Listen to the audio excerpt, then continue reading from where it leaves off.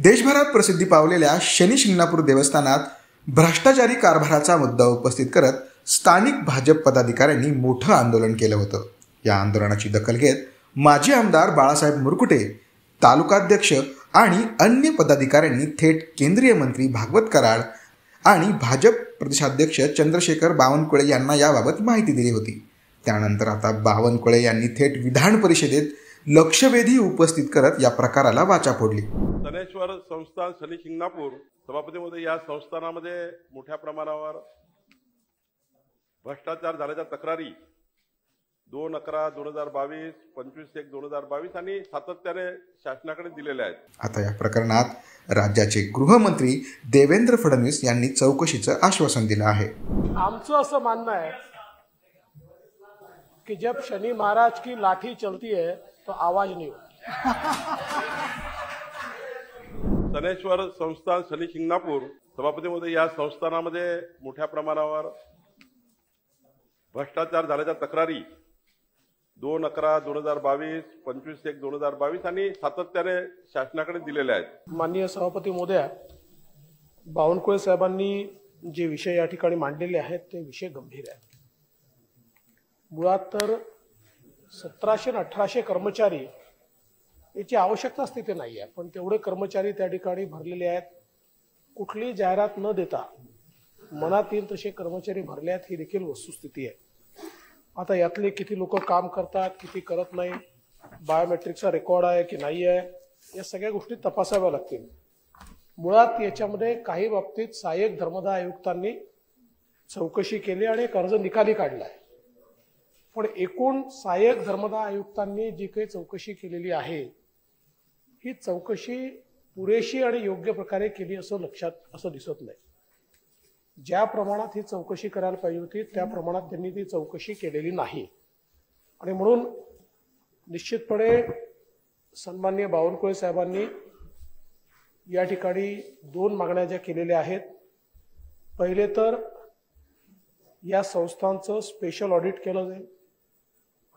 दुसरं, सचिव दर्जाच्या अधिकाऱ्याला पाठवून या सगळ्या तक्रारींची चौकशी त्या ठिकाणी केली जाईल आणि आपण 2018 मध्येच कायदा तयार केला आहे।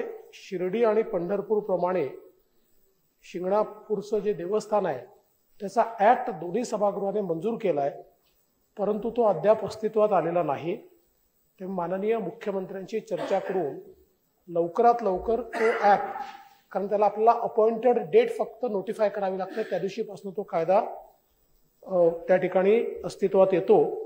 दुर्दैवाने तो काही येऊ शकलेला नाही, तर माननीय मुख्यमंत्र्यांची चर्चा करून त्याची अपॉइंटेड डेट ही लवकरात लवकर नोटिफाय करण्यात येईल। आणि माझं म्हणणं असं आहे की जर त्याच अधिकाऱ्याने चौकशी जर बरोबर केली नसेल तर आपण त्या अधिकाऱ्यावरती पहिली कारवाई करणार का?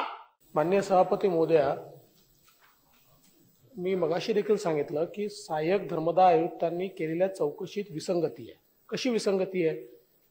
एकीकडे ते हे मान्य करतात की कुठल्याही जाहिराती बिना भरती करण्यात आली आहे आणि तरी देखील त्याला क्लीन चिट देतात। असं कसं देता येईल? आपल्याकडे नियम आहेत, जाहिरातीशिवाय भरती करता येत नाही। प्रत्येक ठिकाणचा आकृतीबंध आहे, त्याने किती कर्मचारी घ्यावे याचे निर्बंध आहेत। त्या कुठल्याही निर्बंधाचं पालन या ठिकाणी करण्यात आलेलं नाही। म्हणूनच मी सांगितलं, आपण सांगितलं तर तशा प्रकारे सहाय्यक धर्मदाय आयुक्तांचं क्रमे कॉसाय ज्युडिशियल आहे, त्याच्यावर अपील देखील होऊ शकतं, पण त्या संदर्भात धर्मदाय आयुक्तांना देखील सांगण्यात येईल की ही अशा प्रकारे चौकशी ही योग्य प्रकारे करण्यात आलेली नाही आहे, त्यांच्याही निदर्शनास आणून देण्यात येईल। मुळात यातला मुद्दा हा नाही आहे की कुणाला आपल्याला विक्टिमाइज करायचा, मुद्दा एवढाच आहे की देवस्थानं आपली आस्थेची अशा प्रकारची देवस्थान आहेत आणि अशा आस्थेच्या ठिकाणी जर अनिर्बद्ध कारभार चालला असेल, जे बावनकुळे साहेबांनी लक्षात आणून दिलं की तुम्ही 20 कोटीचं टेंडर काढाल, 50 कोटीचं काम कराल आणि तरी काम पूर्ण होत नाही, तर हे कुठल्याच नियमात बसत नाही। आणि म्हणून अशा प्रकारचे जे विषय आहेत, आता जसं आपण सांगितलं की मागे देखील अशा प्रकारचे आरोप झाले, म्हणूनच मी असं म्हटलं की या संदर्भात एकदा उच्चस्तरीय चौकशी आपण करू या आरोपांच्या संदर्भात। त्यात जर ते आरोप चुकीचे असतील तर काही अडचण नाही, पण ते जर आरोप बरोबर असतील तर त्याच्यावर योग्य ती कारवाई करू। आणि स्पेशल ऑडिट आपण जर केलं तर जे बावनकुळे साहेबांनी, आता मी उदाहरण सांगतो, आता हे जे काही सहाय्यक धर्मदाय आयुक्तांनी त्या ठिकाणी सांगितलं की एकच अर्ज आला म्हणून त्याला आम्ही 1 कोटी रुपये दिले. आता जाहिरात दिली होती का, अर्ज मागवले होते का, काहीच रेकॉर्ड नाही, देर इज नो रेकॉर्ड.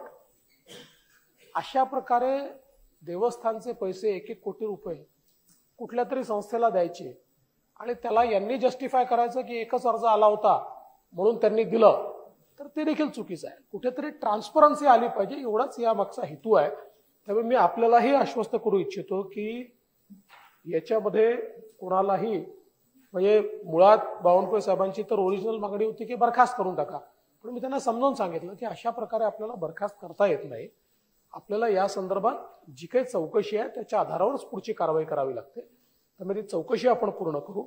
आणि दरम्यानच्या काळामध्ये आपण कायदा केलाय, दुर्दैवाने काय झालं की 2019 मध्ये निवडणुका आल्या आणि आपण तो कायदा काही लागू करू शकलो नाही. मग राज्यामध्ये नवीन सरकार आलं, मग स्थित्यंतर झाली. असं करता करता आपला 2018च्या शेवटी केलेला कायदा आज 2023 तारीख संपताय तरी आपण लागू करू शकलेलो नाही. तर आता त्याच्यामध्ये माननीय मुख्यमंत्र्यांशी बोलून त्याची अपॉइंटेड डेट ठरवू आणि त्यानुसार त्याची पुढची कारवाई आपण करू. विश्वस्तरीय न्यायासाठी हिशोब पत्रके व अंदाजपत्रके विहित वेळ दाखल करावी असे त्यांनी कुठलीच चौकशी केली नाही. मी तुम्हाला 18 मुद्दे पाठवतोय, तोही अहवाल माझ्याकडे आहे. परंतु माझं म्हणणं असं आहे की त्यावेळेला जे चुकीचा अहवाल ज्याने दिलेला असेल ना त्याला पण सोडता कामा नये. त्याने चुकीचा त्याने निकष कसे लावले, त्याने चुकीचा अहवाल कसा दिला.